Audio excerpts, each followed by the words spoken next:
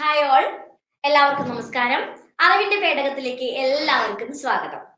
നമുക്ക് ആദ്യത്തെ ചോദ്യത്തിലോട്ട് കടക്കാം.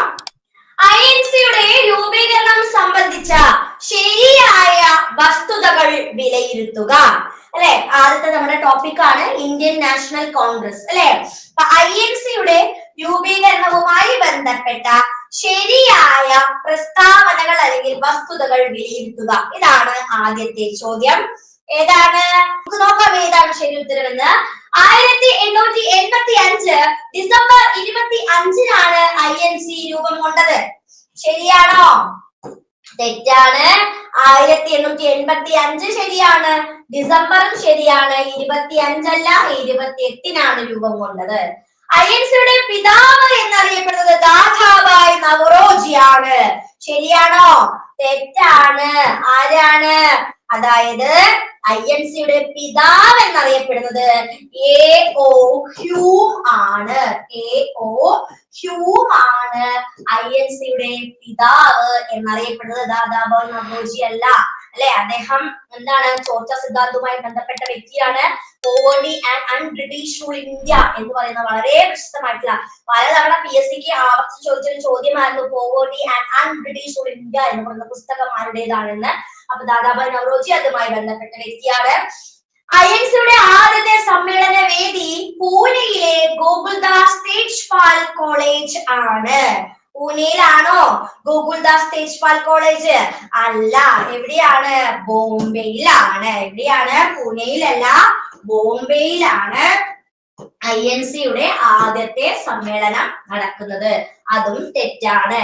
ഇന്ത്യൻ നാഷണൽ യൂണിയൻ എന്നാണ് ആദ്യകാലങ്ങളിൽ INC അറിയപ്പെട്ടത്. അത് ശരിയാണ്.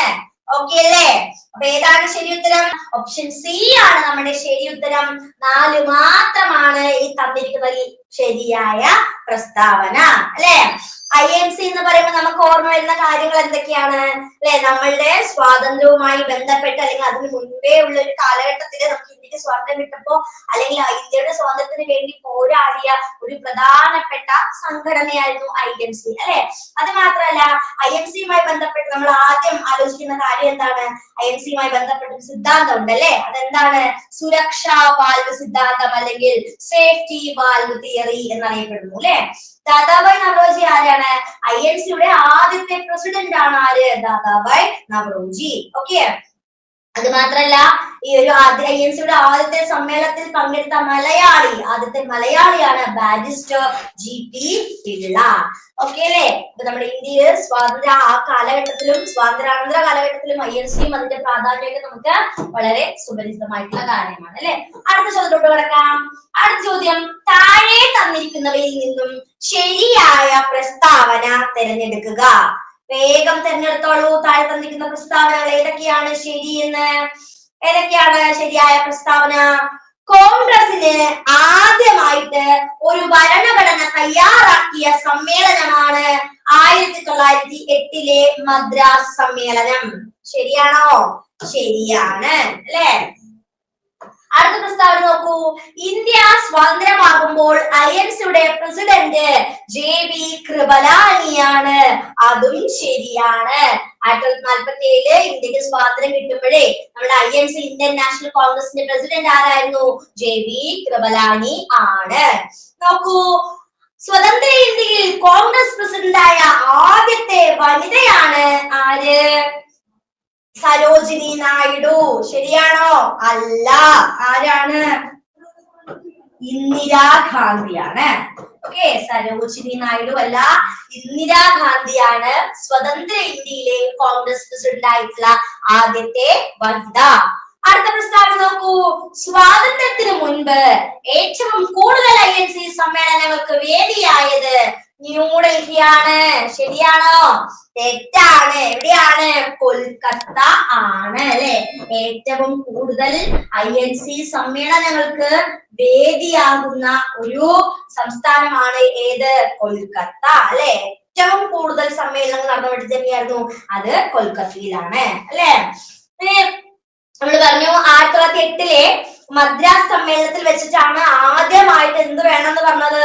അതായത് നമ്മുടെ സ്വന്തം ഇന്ത്യയില് ആദ്യമായിട്ട് ഒരു ഭരണഘടന വേണം എന്ന് പറയുന്ന ആവശ്യം ഉന്നയിച്ചത് തീർച്ചയായിട്ടും നമുക്ക് 68 തന്നെയാണെന്ന് പറയാം. ആദ്യമായിട്ട് ഈ ഒരു ആശയം മുന്നോട്ട് വെച്ചത് ആരാണെന്ന് അറിയാമോ? അതായത് അതിന്റെ അബ്ജക്ഷൻ ആയിട്ടുള്ള അതായത് ആ ഒരു INC സമ്മേളനത്തിന്റെ 68 അധ്യക്ഷനായ രാജ് ബിഹാരി ബോസ് ആണ് ആദ്യമായിട്ട് ഈ കാര്യം നമ്മളോട് അല്ലെങ്കിൽ ഈ കാര്യം മുന്നോട്ട് വെക്കുന്നത്. ഓക്കെ, ക്ലിയർ അല്ലേ? സ്വാതന്ത്ര്യത്തിന് മുൻപ് ഏറ്റവും കൂടുതൽ INC പ്രസിഡന്റ് ആയിരുന്ന വ്യക്തിയാണ് മൗലാന അബ്ദുൽ കലാം ആസാദ്. ഓക്കെ, സ്വാതന്ത്ര്യത്തിന് ശേഷം ഇന്ത്യയിൽ ആദ്യമായിട്ട് കോൺഗ്രസ് പ്രസിഡന്റ് ആയിട്ടുള്ള വനിത ആരാണെന്ന് ചോദിച്ചാൽ തെറ്റിപ്പോകരുത്. ആരാണ്? ഇന്ദിരാ ഗാന്ധിയാണ്. ഏതാണ് നമ്മുടെ ശരി ഉത്തരം? ഓപ്ഷൻ സി ആണ്. 1ഉം 2ഉം മാത്രമാണ് ശരിയായ പ്രസ്താവനകൾ. ക്ലിയർ അല്ലേ? അടുത്ത ചോദ്യം.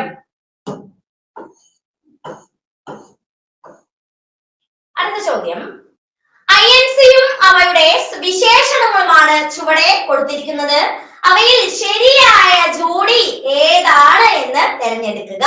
അല്ലെ, ഇന്ത്യൻ നാഷണൽ കോൺഗ്രസിനെ കേവലം ഒരു രാഷ്ട്രീയ പാർട്ടി എന്നതിലുപരിയായിട്ട് ആ ഒരു സമയത്തെ ഇന്ത്യൻ സാഹചര്യം വെച്ച് നോക്കുമ്പോൾ ഏറ്റവും ഇന്നും നമ്മൾ പ്രാധാന്യം അർഹിക്കുന്ന അല്ലെങ്കിൽ ഇന്നും നമ്മൾ ആ ഒരു പ്രാധാന്യത്തോടു കൂടി തന്നെ കാണുന്ന ഒരു പാർട്ടിയാണ് INC എന്ന് പറയുന്നത്. അല്ലെ, അപ്പൊ ആ INC-യുടെ വിശേഷണങ്ങൾ പല വ്യക്തികളും INC-യെ കുറിച്ച് വിശേഷിപ്പിച്ചതാണ് കൊടുത്തിരിക്കുന്നത്. അതിൽ നിന്നും ശരിയായ ജോഡിയാണ് നമ്മൾ കണ്ടുപിടിക്കേണ്ടത്. ഏതാണ് ശരിയായ ജോഡി? നോക്കൂ, ആദ്യത്തെ ജോഡി മൈക്രോസ്കോപ്പിക് മൈനോറിറ്റി എന്ന് ഡഫറിൻ പ്രഭു എന്തിനെ കുറിച്ച് വിശേഷിപ്പിച്ചിരുന്നു? ഈ ഒരു INC-യെ കുറിച്ച് വിശേഷിപ്പിച്ചിരുന്നു. ശരിയല്ലേ? ഡഫറിൻ പ്രഭു ആണ് മൈക്രോസ്കോപ്പിക് മൈനോറിറ്റി എന്ന് വിശേഷിപ്പിച്ചത്. അല്ലെ, മൈക്രോസ്കോപ്പിക് മൈനോറിറ്റി എന്ന് പറഞ്ഞാല് അതൊരു കളിയാക്കുന്ന രീതിയിലുള്ള വിശേഷണമാണ്. അല്ലെ, അതായത് INC-യിലുള്ള അംഗത്വം എന്ന് പറയുന്ന മൈക്രോസ്കോപ്പിലൂടെ വെച്ച് നോക്കണം, അത്രയേ ഉള്ളൂ, അത്രയും ചെറുതാണ്, അത്രയും കുറവാണ് എന്ന രീതിയിലാണ് അദ്ദേഹം ഇങ്ങനെ ഒരു വിശേഷണം പറഞ്ഞത്. അവധിക്കാല വിനോദ പരിപാടി എന്ന് ബാലഗംഗാധര തിലകൻ വിശേഷിപ്പിച്ചിരുന്നു. എന്തായിരുന്നു INC എന്ന് പറയുന്നത്? അവധിക്കാല വിനോദ പരിപാടി. അല്ലെ, നമുക്ക് അവധിക്കാലം എത്രയേ ഉള്ളൂ? ഒരു 2 മാസമേ ഉള്ളൂ. അല്ലെ, ആ 2 മാസത്തെ വിനോദ പരിപാടി എന്ന് ബാലഗംഗാധര തിലക് അഭിപ്രായപ്പെട്ടു. ഇനി യാചകരുടെ സംഘടന എന്ന് അഭിപ്രായപ്പെട്ടത് ആരാണ്? യാചകരുടെ സംഘടന ആരാണ്? അരവിന്ദ ഘോഷ്. ആരാണ് അഭിപ്രായപ്പെട്ടത്? പട്ടാഭി സീതാരാമയ്യാണോ? അല്ല, തെറ്റാണ്. ആരാണ്? അരവിന്ദ ഘോഷ് ആണ്. ആരായിരുന്നു? അരവിന്ദ ഘോഷ് ആണ് യാചകരുടെ സംഘടനയാണ് INC എന്ന് അഭിപ്രായപ്പെട്ടത് അല്ലെങ്കിൽ വിശേഷിപ്പിച്ചത്. Playing with bubbles Lala Lajpat Rai. അല്ലെ, INC-യെ ഇന്റർനാഷണൽ കോൺഗ്രസിനെ നമ്മൾ ഈ കുഞ്ഞുകുട്ടികളൊക്കെ ബബിൾസ് ഊതി കളിക്കാറില്ലേ നമ്മൾ ഈ പതയൊക്കെ വരുത്തിയിട്ട്, അപ്പൊ അതുപോലെ പ്ലേയിങ് വിത്ത് ബബിൾസ് എന്നാണ് ലാല ലജ്പത് റായ് ഇതിനെ വിശേഷിപ്പിച്ചത്. ആണോ? തെറ്റാണ്. പ്ലേയിങ് വിത്ത് ബബിൾസ് എന്ന അഭിപ്രായം ഉണ്ടായിരുന്ന ആർക്കായിരുന്നു? ബിപിൻ ചന്ദ്രപാലിനായിരുന്നു. ആരാണ്? ബിപിൻ ചന്ദ്രപാൽ. ബിപിൻ ചന്ദ്രപാൽ ആണ് INC എന്ന് പറഞ്ഞാല് പ്ലേയിങ് വിത്ത് ബബിൾസ് ആണ് എന്ന് വിശേഷിപ്പിച്ചത്. ഓക്കെ അല്ലേ? അപ്പൊ ഏതാണ് നമ്മുടെ ശരിയായിട്ടുള്ള ഉത്തരം? ഏതൊക്കെയാണ് ശരി? 1ഉം 2ഉം മാത്രമാണ് ശരി. നമ്മുടെ ഉത്തരം ഓപ്ഷൻ ബി ആണ്. 1ഉം 2ഉം മാത്രം ശരി. സജിത്ത് പറഞ്ഞു, ശ്രീജ, അജീന പോലും ശരി ഉത്തരമാണ് കേട്ടോ. അല്ലെ, ഇതുമായി ബന്ധപ്പെട്ട ബാക്കിയുള്ള വിശേഷങ്ങൾ നമുക്ക് പരിചയപ്പെടണ്ടേ? അല്ലെ, ജവഹർലാൽ നെഹ്റു ഇംഗ്ലീഷ് സംസാരിക്കുന്ന സമ്പന്ന വിഭാഗങ്ങളുടെ സംഘടന എന്നാണ് INC-യെ വിശേഷിപ്പിച്ചത്. കോൺഗ്രസിന്റെ സമാധാനപരമായ അന്ത്യമാണ് എന്റെ ലക്ഷ്യമെന്ന് കഴ്സൺ പ്രഭു വിശേഷിപ്പിച്ചു. 3 ദിവസത്തെ തമാശ എന്ന് AK ദത്ത. അതുപോലെ നിഗൂഢതയിൽ നിന്ന് രൂപം കൊണ്ടത് എന്നായിരുന്നു പട്ടാഭി സീതാരാമയ്യ INC-യെ കുറിച്ച് വിശേഷിപ്പിച്ചത്. വർഷത്തിൽ ഒരിക്കൽ തവളകളെ പോലെ കരഞ്ഞിട്ട് കാര്യമില്ല എന്ന് ബാലഗംഗാധര തിലകും INC-യെ കുറിച്ച് അഭിപ്രായപ്പെട്ടിരുന്നു. ഓക്കെ അല്ലേ? അപ്പൊ സ്റ്റേറ്റ്മെന്റ് ടൈപ്സ് ക്വസ്റ്റ്യൻ ആണെങ്കിലും അല്ലെങ്കിൽ ഇതുപോലെയുള്ള മാച്ച് ദ ഫോളോയിങ് അല്ലെങ്കിൽ ജോഡി ചേർക്കൽ ചോദ്യമാണെങ്കിൽ നമുക്ക് ഉത്തരം ചെയ്യാനായിട്ട് സാധിക്കണം. ഓക്കെ, ഈ കാര്യങ്ങളൊന്നും ഒത്തുവെച്ച് മറക്കാതെ പഠിക്കുക. അടുത്ത ചോദ്യം, കോൺഗ്രസിന്റെ ഔദ്യോഗിക ചരിത്രകാരൻ എന്നറിയപ്പെടുന്നത് ആരാണ്? വളരെ സിമ്പിൾ ആയിട്ടുള്ള ഒരു ചോദ്യമാണ്.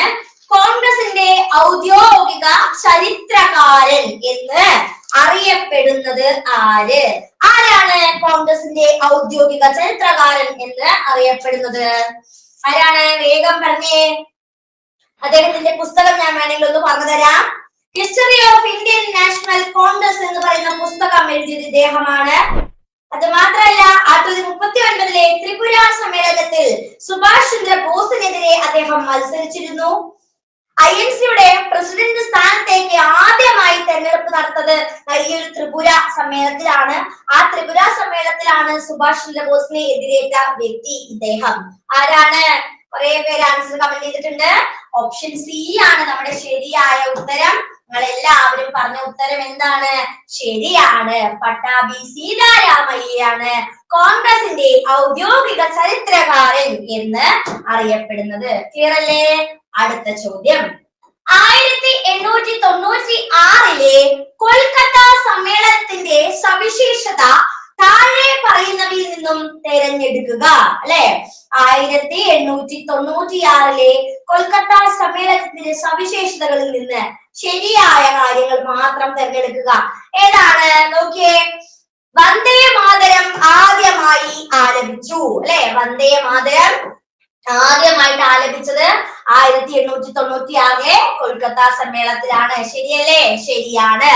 അധ്യക്ഷൻ റഹ്മത്തുള്ള സയാനി ആയിരുന്നു. 1896 കൊൽക്കത്ത സമ്മേളനത്തിന്റെ അധ്യക്ഷൻ ആരായിരുന്നു? അധ്യക്ഷൻ റഹ്മത്തുള്ള സയാനി ആണ്. മിതവാദികളും തീവ്രവാദികളും വേർപിരിഞ്ഞ സമ്മേളനമാണ് ഇത്. തെറ്റാണ്. 1907 സമ്മേളനത്തിലാണ്. അത് എവിടെ വെച്ച് നടന്ന സമ്മേളനം? സൂറത്ത് സ്പിറ്റ് അല്ലെ, സൂറത്ത് സമ്മേളനത്തിൽ വെച്ചാണ് മിതവാദികളും തീവ്രവാദികളും വേർപിരിഞ്ഞത് അല്ലെ. ഇനി ജനഗണമന ആദ്യമായി ആലപിച്ചതും ഈ സമ്മേളനമാണ്. ആണോ? അല്ല. അത് ഏത് വർഷമാണ്? 1911 കൊൽക്കത്ത സമ്മേളനത്തിൽ വെച്ചിട്ടാണ് ആദ്യമായിട്ട് ജനഗണമന ആലപിക്കുന്നത്. അപ്പോൾ ഏത് പ്രസ്താവനയാണ് ശരിയായിട്ടുള്ളത്? ഏതൊക്കെയാണ് ശരിയായ പ്രസ്താവനകൾ? ഇതിലും 1ഉം 2ഉം മാത്രമാണ് ശരി. നമ്മുടെ ഉത്തരം ഓപ്ഷൻ ബി ആണ് അല്ലെ. അപ്പോ മിതവാദികളും തീവ്രവാദികളും വേർപിരിഞ്ഞ സമ്മേളനം ഏതാണ്? അത് സൂറത്ത് സമ്മേളനമാണ്. നമ്മൾ സൂറത്ത് സ്പ്ലിറ്റ് എന്ന് പറഞ്ഞൊരു സ്പെഷ്യൽ ടോപ്പിക് എവിടെ പഠിക്കുന്നുണ്ട്? ഹിസ്റ്ററിയില് പഠിക്കുന്നുണ്ട്. ഈ സൂറത്ത് സമ്മേളനത്തിന്റെ അധ്യക്ഷനായിരുന്നു രാഷ് ബിഹാരി ബോസ്. അദ്ദേഹമാണ് ആദ്യമായിട്ട് ഇങ്ങനൊരു നമ്മുടെ ഇന്ത്യക്ക് ഒരു ഭരണഘടന ആവശ്യമാണ് എന്നൊരു വാദം ഉന്നയിച്ചത്. ഇനി ജനഗണമന ആദ്യമായിട്ട് ആലപിച്ച സമ്മേളനം 1911 കോൺഗ്രസ് സമ്മേളനമാണ്. ഓക്കെ, ആരാ ആലപിച്ചത്? സരളാദേവി ചൗധരി ആയിരുന്നു കേട്ടോ. ഓക്കെ അല്ലേ? ഇത്രയും കാര്യങ്ങൾ ക്ലിയർ അല്ലേ? അടുത്ത ചോദ്യം, ശരിയായ ജോഡി തിരഞ്ഞെടുക്കുക. അല്ലെ, ഇതിൽ നിന്നൊരു മാച്ച് ദ ഫോളോയിങ് ആണ് ചോദ്യം. വേഗം ശരിയായ ജോഡി കണ്ടുപിടിച്ചോളൂ. എന്താണ്? അതായത് INC ആണ് നമ്മുടെ ടോപ്പിക്. അപ്പൊ വേറെ ഒന്നും ആലോചിക്കണ്ട. INC സെഷൻസും അതുമായി ബന്ധപ്പെട്ട ലീഡേഴ്സും ആണെന്ന് മാത്രം ആലോചിച്ചാൽ മതി. അപ്പൊ നിങ്ങൾക്ക് വേഗം ആൻസർ കിട്ടും. Annie Besant, Sarojini Naidu, Nelson Gupta, Indira Gandhi ഇവരെല്ലാവരും INC-യുടെ തലപ്പത്ത് വന്ന വർഷം മാത്രം ജസ്റ്റ് ഒന്ന് ഓർത്താൽ നിങ്ങൾക്ക് വേഗം ആൻസർ കിട്ടും. ഏതാണ് ഇത് ശരിയായ ഓപ്ഷൻ? A ആണോ, B ആണോ, C ആണോ, D ആണോ? ഏതാണ്? നമ്മുടെ ഉത്തരം ഓപ്ഷൻ A ആണ് ശരി അല്ലെ. ആനി ബസന്റ് INC-യുടെ പ്രസിഡന്റ് ആയിട്ടുള്ള ആദ്യത്തെ വിദേശീയ വനിതയാണ്. ഏത് വർഷമാണ്? 1917 ആണ് അല്ലെ. 1917 കൊൽക്കത്ത സമ്മേളനത്തിലാണ് INC-യുടെ ആദ്യത്തെ വിദേശ വനിതയായിട്ട് ആനി ബസന്റ് ചുമതല ഏൽക്കുന്നത് അല്ലെ. 1917 കൊൽക്കത്ത സമ്മേളനത്തിലാണ് ആനി ബസന്റ് ആദ്യത്തെ വിദേശ വനിതയായിട്ട് ചുമതലയേറ്റത് INC-യുടെ കേട്ടോ. ഓക്കെ, ഇനി സരോജിനി നായിഡു ഏത് വർഷമാണ്? 1925 കാൺപൂർ സമ്മേളനമാണ്. 25 കാൺപൂർ സമ്മേളനം. ഇതേതായിരുന്നു? കാൺപൂർ സമ്മേളനം. 17 കൊൽക്കത്ത സമ്മേളനം. ഓക്കെ, ഇനി നെൽസൺ ഗുപ്ത ഏതാണ്? 1933 കൊൽക്കത്ത സമ്മേളനം. 33 കൊൽക്കത്ത സമ്മേളനമാണ് നെൽസൺ ഗുപ്ത INC-യുടെ പ്രസിഡന്റ് ആയിട്ടുള്ളത്. Okay, last one. Indira Gandhi 1959 Delhi സമ്മേളനം. 59 ഡൽഹി സമ്മേളനത്തിലാണ് ഇന്ദിരാഗാന്ധി INC-യുടെ തലപ്പത്ത് അല്ലെങ്കിൽ INC-യുടെ അധ്യക്ഷയായിട്ട് മാറുന്നത്. ഓക്കെ അല്ലേ? അപ്പൊ ഇത് INC-യുമായി ബന്ധപ്പെട്ട INC-യുടെ വനിതാ നേതാക്കന്മാരും അവര് INC-യുടെ തലപ്പത്തെത്തി അല്ലെങ്കിൽ INC-യുടെ പ്രസിഡന്റ് ആയ വർഷങ്ങളുമാണ് കൊടുത്തിരുന്നത് അല്ലെ. ആനി ബസന്റ് 1917 ആദ്യത്തെ കോൺഗ്രസിന്റെ വിദേശ വനിത എന്നൊരു പദവിയിലെത്തി അല്ലെ. അതിനുശേഷം ആരായിരുന്നു? സരോജിനി നായിഡു 1925 കാൺപൂർ സമ്മേളനം. അതിനുശേഷം ആരായിരുന്നു? നെൽസൺ ഗുപ്ത 1933 കൊൽക്കത്ത സമ്മേളനം. ഇന്ദിരാഗാന്ധി 1959 ഡൽഹി സമ്മേളനം. ക്ലിയർ അല്ലേ? അടുത്തത്, ചുവടെ കൊടുത്തിരിക്കുന്ന വസ്തുതകൾ വിലയിരുത്തി ശരിയായവ തിരഞ്ഞെടുക്കുക അല്ലെ. താഴെ കൊടുത്തിരിക്കുന്ന വസ്തുതയിൽ നിന്ന് വേഗം ശരിയായ പ്രസ്താവന കണ്ടെത്തൂ. നോക്കാം നമുക്ക്. നിസ്സഹകരണ പ്രസ്ഥാനം പ്രമേയം പാസാക്കിയത് 1920 നാഗ്പൂർ സമ്മേളനത്തിലാണ് അല്ലെ. നിസ്സഹകരണ പ്രസ്ഥാനം പ്രമേയം പാസാക്കിയത് 1920 നാഗ്പൂർ സമ്മേളനത്തിലാണ്. ശരിയല്ലേ? നിസ്സഹകരണം എന്ന് പറയുന്ന ആ ഒരു പ്രമേയം ആദ്യമായിട്ട് പാസാക്കിയത് എപ്പോഴാണ്? 1920 നാഗ്പൂർ സമ്മേളനത്തിലാണ് അല്ലെ. 1923 കാക്കിനഡ സമ്മേളനത്തിൽ TK മാധവൻ ഐത്തോച്ചാടന പ്രമേയം അവതരിപ്പിച്ചു. ശരിയാണോ? ശരിയാണ്. പൂർണ്ണ സ്വരാജ് പ്രഖ്യാപനം നടത്തിയത് ജവഹർലാൽ നെഹ്റു ആണ്. ശരിയല്ലേ? അതും ശരിയാണ്. മൗലിക അവകാശങ്ങളും സാമ്പത്തിക നയങ്ങളും അവതരിപ്പിച്ച കോൺഗ്രസ് സമ്മേളനമാണ് 1931 കറാച്ചി പ്രമേയം അല്ലെങ്കിൽ കറാച്ചി സമ്മേളനം. ശരിയാണോ? അതും ശരിയാണ്. അപ്പോൾ നമ്മുടെ ഉത്തരം എന്താണ്? ഓപ്ഷൻ ഡി ആണ്. ഈ പറഞ്ഞ എല്ലാ പ്രസ്താവനകളും എന്താണ്? ശരിയാണ് അല്ലെ. INC-യുമായി ബന്ധപ്പെട്ട് INC പഠിക്കുമ്പോൾ നമുക്ക് ഒരിക്കലും ഒഴിവാക്കാനാകാത്തതാണ് ഈ പറയുന്ന 1920 നാഗ്പൂർ സമ്മേളനം, നിസ്സഹകരണം എന്ന് പറയുന്ന ടോപ്പിക് അല്ലെങ്കിൽ നിസ്സഹകരണം എന്ന് പറയുന്ന ഒരു കാര്യം. ബ്രിട്ടീഷുകാരുടെ എങ്ങനെയാണ് നമ്മൾ നിസ്സഹകരണം കാണിക്കേണ്ടത് അല്ലെ. ആ ഒരു പ്രമേയം പാസാക്കിയത് 1920 നാഗ്പൂർ സമ്മേളനമാണ്. കാക്കിനഡ സമ്മേളനത്തിലാണ് മാധവൻ ഐത്തോച്ചാടന പ്രമേയം അവതരിപ്പിച്ചത്. ഇതിന്റെ ഭാഗമായിട്ടാണ് നമ്മുടെ മൗലിക അവകാശങ്ങളില് എന്താ പറയാ തുല്യാവകാശം അല്ലെങ്കിൽ റൈറ്റ് ടു ഈക്വാലിറ്റി എന്ന് പറയുന്ന ഭാഗത്തില് ഐത്തോച്ചാടനത്തിന് എത്രത്തോളം പ്രാധാന്യം കൊടുത്തുകൊണ്ട് മഹാത്മാഗാന്ധിക്ക് ജയ് എന്ന മുദ്രാവാക്യത്തോട് കൂടിയിട്ട് ആർട്ടിക്കിൾ 17 പാസ്സാക്കുന്നത്. അപ്പൊ ഇതും വളരെ ഇമ്പോർട്ടന്റ് ആയിട്ടുള്ള ഒന്നാണ്. ഇനി പൂർണ്ണ സ്വരാജ് പറയണ്ടാലോ. പൂർണ്ണമായിട്ടും നമ്മൾ ബ്രിട്ടീഷ് ഭരണത്തിൽ നിന്ന് വിമുക്തം നേടാൻ വേണ്ടിയിട്ട് നടന്ന ജവഹർലാൽ നെഹ്റുവാണ് പൂർണ്ണ സ്വരാജ് പ്രഖ്യാപിച്ചത്. മൗലിക അവകാശങ്ങളും സാമ്പത്തിക നയങ്ങളും അവതരിപ്പിച്ച കോൺഗ്രസ് സമ്മേളനമാണ് 1931 കറാച്ചി സമ്മേളനം. വളരെ ഇമ്പോർട്ടന്റ് ആയിട്ടുള്ള ഒരു ഭാഗങ്ങളാണ് ഈ സമ്മേളനങ്ങൾ എല്ലാതും. ഓക്കെ അല്ലേ? കിട്ടിയല്ലോ. അടുത്തത്, INC-യുമായി ബന്ധപ്പെട്ട മലയാളികൾ ചുവടെ നൽകിയിരിക്കുന്നവയിൽ നിന്നും തിരഞ്ഞെടുക്കുക അല്ലെ. INC-യുമായി ബന്ധപ്പെട്ട മലയാളികളെയാണ് നമ്മൾ ഈ കൊടുത്തിരിക്കുന്ന ആൾക്കാരും തിരഞ്ഞെടുക്കേണ്ടത്. ആരൊക്കെയാണ് ഇവരിലെ മലയാളികൾ?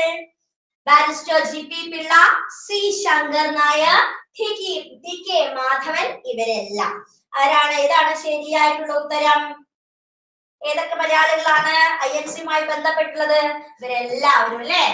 ബാരിസ്റ്റർ GP പിള്ള ആയിക്കോട്ടെ, C ശങ്കർ നാരായണൻ, അതുപോലെ തന്നെ TK മാധവൻ, ഇവരെല്ലാവരും INC-യുമായിട്ട് ബന്ധപ്പെട്ട വ്യക്തികളാണ് അല്ലെ. ബാരിസ്റ്റർ GP പിള്ള കോൺഗ്രസ് സമ്മേളനത്തിൽ പങ്കെടുത്ത ആദ്യത്തെ മലയാളിയാണ് ബാരിസ്റ്റർ GP പിള്ള അല്ലെ. അതുപോലെ ശങ്കരൻ നായർ കോൺഗ്രസ് പ്രസിഡന്റ് ആയിട്ടുള്ള ആദ്യത്തെ മലയാളി ആണ് അല്ലെ. കോൺഗ്രസ് പ്രസിഡന്റ് ആയിട്ടുള്ള ആദ്യത്തെ മലയാളിയാണ്. 1897 അമരാവതി സെഷനിലാണ്, അമരാവതി സമ്മേളനത്തിലാണ് അദ്ദേഹം പങ്കെടുത്തത് അല്ലെ. 1923 കോൺഗ്രസ് സമ്മേളനത്തിൽ പങ്കെടുത്ത 1923 കോൺഗ്രസ് സമ്മേളനത്തിൽ പങ്കെടുത്തിട്ട് അതില് ആദ്യമായിട്ട് ഈ ഐത്തോച്ചാടന പ്രമേയം അവതരിപ്പിച്ച വ്യക്തിയാണ്, മലയാളിയാണ്. ആര്? TK മാധവൻ. അപ്പൊ ഇവരെല്ലാവരും എന്താണ്? ഇതുമായി ബന്ധപ്പെട്ട INC-യുമായി ബന്ധപ്പെട്ട നേതാക്കന്മാരാണ്. ഡൗട്ട് ഇല്ലാലോ? അടുത്ത ചോദ്യം, താഴെ തന്നിരിക്കുന്നവയിൽ നിന്നും ശരിയായ പ്രസ്താവന തിരഞ്ഞെടുക്കുക അല്ലെ. നോക്കിക്കോളൂ, ഏതൊക്കെയാണ് പ്രസ്താവന? ഈസ്റ്റ് ഇന്ത്യ അസോസിയേഷൻ സ്ഥാപിച്ച വ്യക്തിയാണ് സുരേന്ദ്രനാഥ ബാനർജി. ശരിയോ തെറ്റോ? എന്താണ്? ഈസ്റ്റ് ഇന്ത്യ അസോസിയേഷൻ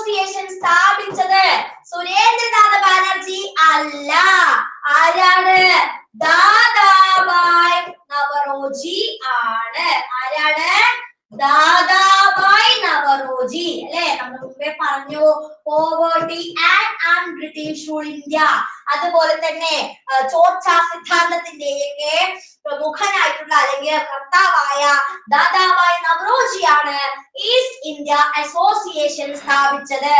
അത് തെറ്റായ പ്രസ്താവനയാണ് അല്ലെ. സുരേന്ദ്രനാഥ് ബാനർജി അല്ല. ഈസ്റ്റ് ഇന്ത്യ അസോസിയേഷൻ സ്ഥാപിതമായ വർഷമാണ് 1866. ശരിയാണോ? ശരിയാണ്. അടുത്തത് നോക്കൂ, ലണ്ടൻ ഇന്ത്യൻ സൊസൈറ്റിയാണ് ഈസ്റ്റ് ഇന്ത്യ അസോസിയേഷന്റെ മുൻഗാമി എന്നറിയപ്പെടുന്നത്. വളരെ ശരിയാണ്. അടുത്തത് നോക്കൂ, ഈസ്റ്റ് ഇന്ത്യ അസോസിയേഷന്റെ ആദ്യത്തെ പ്രസിഡന്റ് വേവൽ പ്രഭുവാണ്. ആണോ? വേവൽ പ്രഭു അല്ല, ലൗഡൻ പ്രഭു ആണ്. ആരാണ്? ലൗഡൻ പ്രഭു ആണ് ഈസ്റ്റ് ഇന്ത്യ അസോസിയേഷന്റെ ആദ്യത്തെ പ്രസിഡന്റ്. ഓക്കെ അല്ലേ? അപ്പൊ ഇതിൽ നിന്ന് ഏതൊക്കെയാണ് ശരിയായ പ്രസ്താവന? നമ്മുടെ ഉത്തരം ഓപ്ഷൻ സി ആണ്. 2, 3 മാത്രമാണ് ഇതില് ശരിയായ പ്രസ്താവന. ഓക്കെ അല്ലേ? അടുത്ത ചോദ്യം, കോൺഗ്രസ് പ്രസിഡന്റായ ആദ്യത്തെ ദളിത് വംശജൻ ആരാണ്? വളരെ ഇമ്പോർട്ടന്റ് ആയിട്ടുള്ള ഒരു ക്വസ്റ്റ്യൻ. കോൺഗ്രസ് പ്രസിഡന്റായ ആദ്യത്തെ ദളിത് വംശജൻ ആരാണ്? ആരാണ്? ഇനി ഐഡിയ? ഹക്കീം അജ്മൽ ഖാൻ, രാജ് ബിഹാരി ഘോഷ്, സഞ്ജീവയ്യ, സീതാറാം കേസരി. ആരാണ്? ആരാണ് ശരി ഉത്തരം? ആദ്യത്തെ ദളിത് വംശജനായ ഇന്ത്യൻ നാഷണൽ കോൺഗ്രസിന്റെ പ്രസിഡന്റ് ആരായിരുന്നു? ആരാണ്? ഓപ്ഷൻ സി ആണ്, സഞ്ജീവ അയ്യ. അല്ലെ, സഞ്ജീവ അയ്യയാണ് കോൺഗ്രസിന്റെ പ്രസിഡന്റ് ആയിട്ടുള്ള ആദ്യത്തെ ദളിത് വംശജൻ. അല്ലെ, ഹക്കീം അജ്മൽ ഖാൻ അദ്ദേഹം കോൺഗ്രസിന്റെ ആദ്യത്തെ ആക്ടിംഗ് പ്രസിഡന്റ് ആയിരുന്നു. രാജ് ബിഹാരി ഘോഷ് നമുക്കറിയാം തുടർച്ചയായിട്ടുള്ള ആദ്യത്തെ 2 സമ്മേളനങ്ങളിലും പങ്കെടുത്ത വ്യക്തിയാണ് രാജ് ബിഹാരി ഘോഷ് എന്ന് പറയുന്നത്. സീതാറാം കേസരി അതായത് ഒരു പ്രമേയത്തിലൂടെ ആദ്യമായിട്ട് പുറത്താക്കപ്പെട്ട ഇന്ത്യൻ നാഷണൽ കോൺഗ്രസിന്റെ പ്രസിഡന്റ് എന്ന് പറയുന്ന ഒരു തലക്കെട്ടിന് അർഹനായ വ്യക്തിയാണ് സീതാറാം കേസരി. ഓക്കെ അല്ലേ? അടുത്ത ചോദ്യം, തന്നിരിക്കുന്ന പ്രസ്താവനകൾ വിലയിരുത്തുക, ശരിയായവ തിരഞ്ഞെടുക്കുക. അല്ലെ, ചോദ്യം കണ്ടപ്പോ തന്നെ മനസ്സിലായി നമ്മുടെ രണ്ടാമത്തെ ടോപ്പിക്കിലോട്ട് നമ്മൾ ചാടി. അല്ലെ, എന്താണ് നമ്മുടെ രണ്ടാമത്തെ വിഷയം? ഒളിമ്പിക്സ് ആണ്. അല്ലെ, ഒളിമ്പിക്സുമായി ബന്ധപ്പെട്ട ശരിയായ പ്രസ്താവനകൾ നോക്കൂ. ഏതൊക്കെയാണ് ശരിയായ പ്രസ്താവനകൾ? ഒളിമ്പിക്സുമായി ബന്ധപ്പെട്ട ശരിയായ പ്രസ്താവനകളാണ് കൊടുത്തിരിക്കുന്നത്. വേഗം നോക്കുക ഏതൊക്കെയാണ് ശരി. അല്ലെ, ലോകത്തിലെ ഏറ്റവും പഴക്കം ചെന്ന കായിക മാമാങ്കമാണ് ഒളിമ്പിക്സ്. ശരിയല്ലേ? ശരിയാണോ? ശരിയാണ്. അല്ലെ, ലോകത്തിലെ ഏറ്റവും പഴക്കം ചെന്ന കായിക മാമാങ്കമാണ് ഒളിമ്പിക്സ്. ലോക ഒളിമ്പിക്സ് ദിനം എപ്പോഴാണ്? ലോക ഒളിമ്പിക്സ് ദിനം എപ്പോഴാണ്? ജൂൺ 23-നാണ്. ശരിയാണോ? ജൂൺ 23. ശരിയല്ലേ? ശരിയാണ്. ജൂൺ 23 കേട്ടോ. ഇതില്ല കേട്ടാ, സോറി. അടുത്ത ക്വസ്റ്റിന്റെ ഭാഗമായിട്ട് വരുന്നതാണ്. ആധുനിക ഒളിമ്പിക്സിന്റെ പിതാവ് എന്നറിയപ്പെടുന്നത് ആരാണ്? ഗുരുദത്ത് സോഡിയാണ്. അല്ലെ, ആധുനിക ഒളിമ്പിക്സിന്റെ പിതാവ് എന്നറിയപ്പെടുന്നത് ആരായിരുന്നു? ഗുരുദത്ത് സോഡി ആണ്. ഓക്കെ, ഇനി എല്ലാ വർഷവും ഒളിമ്പിക്സ് അരങ്ങേറാറുണ്ട്. ശരിയാണോ? ഇത് ശരിയായ പ്രസ്താവനയാണോ? അല്ല, രണ്ടും എന്താണ്? തെറ്റായ പ്രസ്താവനകളാണ്. അപ്പൊ ഇതുമായി ബന്ധപ്പെട്ട ശരിയായ പ്രസ്താവന ഓപ്ഷൻ സി ആണ്. 1ഉം 2ഉം മാത്രമാണ്. അല്ലെ, 1ഉം 2ഉം മാത്രമാണ്. അടുത്ത ചോദ്യം, ഒളിമ്പിക്സ് ചിഹ്നങ്ങളും അവയുടെ നിറങ്ങളുമാണ് ചുവടെ കൊടുത്തിരിക്കുന്നത്. അവയിൽ നിന്നും ശരിയായ ജോഡി തിരഞ്ഞെടുക്കുക. ഒളിമ്പിക്സ് അതായത് സ്പോർട്സ് ഇഷ്ടമുള്ളവർക്കൊക്കെ ഈ ഭാഗത്ത് നിന്ന് വേഗം മാർക്ക് സ്കോർ ചെയ്യാൻ പറ്റും. ഒളിമ്പിക്സ് കാണുന്നവരാണ് എന്നുണ്ടെങ്കിൽ, അല്ലെങ്കിൽ അത് ആ കളിയുമായി ബന്ധപ്പെട്ട കളേഴ്സ്, നിറങ്ങളില്ലേ, ആ നിറങ്ങളും അതുമായി ബന്ധപ്പെട്ട കാര്യങ്ങളാണ് കൊടുത്തിരിക്കുന്നത്. അവയിൽ നിന്ന് ശരിയായ ജോഡി തിരഞ്ഞെടുക്കുക. അല്ലെ, ഏതാണ് ഇതിൽ ശരിയായ ജോഡി? ഏതൊക്കെയാണ് ശരിയായ ജോഡി? വേഗം നോക്കൂ. മഞ്ഞ ഏഷ്യ ശരിയാണോ? മഞ്ഞ നിറം ഏഷ്യ. ശരിയാണോ? ശരിയാണ് അല്ലെ. ഒളിമ്പിക്സിലെ ചിഹ്നങ്ങളുമായിട്ട് വേണം നമ്മൾ ഓർക്കണമെങ്കിൽ. മഞ്ഞ നിറം ഏഷ്യ, പച്ച ആഫ്രിക്ക. ശരിയാണോ? പച്ച നിറം ആഫ്രിക്കയല്ല, ഏതാണ്? ഓസ്ട്രേലിയ ആണ്. ഓസ്ട്രേലിയ ആണ് പച്ച നിറം അല്ലെ. ചുവന്ന നിറം ഏതാണ്? ചുവപ്പ് നിറം തെക്കേ അമേരിക്ക. തെറ്റാണ്. ചുവന്ന നിറം തെക്കേ അമേരിക്ക അല്ല, വടക്കേ അമേരിക്കയാണ് ചുവന്ന നിറം പ്രതിനിധീകരിക്കുന്നത് അല്ലെ. നീല വടക്കേ അമേരിക്ക. നീല വടക്കേ അമേരിക്കയാണോ? അല്ല, ഏതാണ്? യൂറോപ്പ് ആണ്. നീല നിറം ഏതാണ്? യൂറോപ്പ് ആണ് അല്ലെ. അപ്പൊ ഇതിൽ ശരിയായ ജോഡി അല്ലെങ്കിൽ ശരിയായത് ഏത് മാത്രമാണ്? ഒളിമ്പിക്സിലെ ശരിയായ ചിഹ്നവും അതുമായി ബന്ധപ്പെട്ട രാജ്യവും ഏതാണ് ശരി? ഒന്ന് മാത്രമാണ്, ഏഷ്യ മഞ്ഞ നിറം അല്ലെ. ഓപ്ഷൻ സി ആണ് നമ്മുടെ ശരിയായിട്ടുള്ള ഉത്തരം. നീലനിറം എന്തിനാ പ്രതിനിധീകരിക്കുന്നത്? നീലനിറം യൂറോപ്പിനെയാണ്. കറുപ്പ് നിറമാണെന്നുണ്ടെങ്കിലോ അത് ആഫ്രിക്കയാണ്. ഒളിമ്പിക്സ് പതാകയുടെ നിറം എന്താണ്? അത് വെള്ള നിറമാണ്. ഓർക്കരുതേ. അപ്പൊ ഈ നിറങ്ങളെല്ലാം അതത് രാജ്യങ്ങളെ അതുമായി ബന്ധപ്പെട്ട ചിഹ്നങ്ങൾ നമ്മൾ ഓർക്കുക. ഒളിമ്പിക്സ് പതാകയുടെ നിറം എന്താണ്? അത് വെള്ള നിറമാണ്. ഓക്കെ. ഒളിമ്പിക്സിന്റെ പതാക രൂപകൽപ്പന ചെയ്തത് ആരാണ്? പിയറി ഡി കുബർട്ടിൻ ആണ്. ആരാണ്?